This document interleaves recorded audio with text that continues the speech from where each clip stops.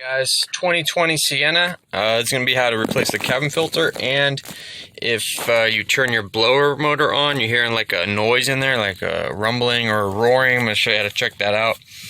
So basically, to get your cabin filter, it's behind the glove box. There's a little plunger right here on the side. You just pull that off. Just reach down there and just pop it off.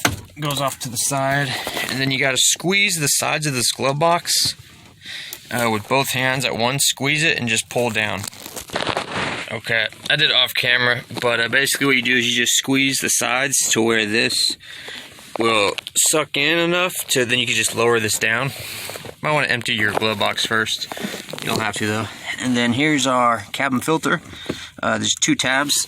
There's a tab right here, and there's a tab right here. Also pay attention to the little arrow that says up, because when you put your filter in, the filter will also say up with the arrow.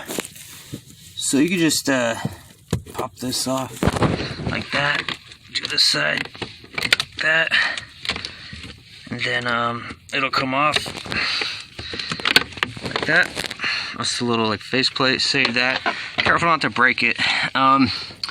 And as you can see, there's that arrow I told you about. When you put your new one in, just put it in to where that says up like that. It's just for the airflow.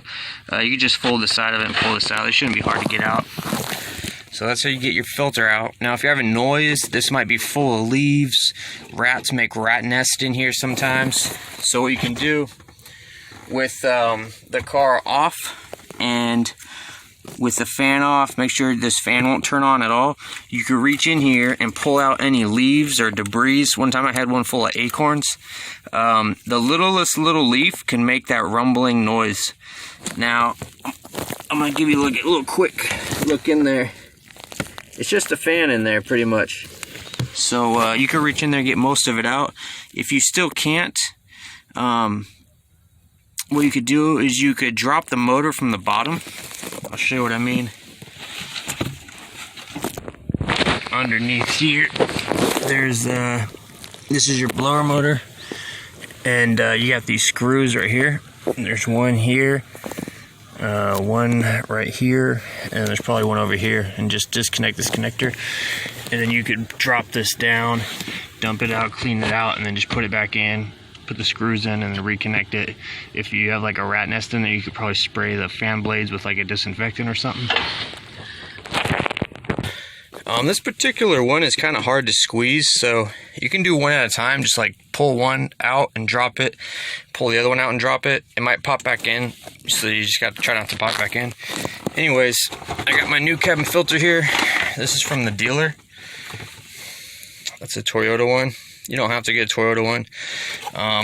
If you're having smell problems, you can spray this with like an air freshener. They sell like a thing called like Ozium. It's like you spray this with it, and then it'll disinfect and make the air smell okay. It's like an air disinfectant. So here's our arrow that I told you about. Put this in here. That just slides right in, no problem. And then we'll get our plate. As you can see, the arrow says up. Here's our plate. This only goes on one way, I believe. So we'll just put this in place. Listen for the clicks.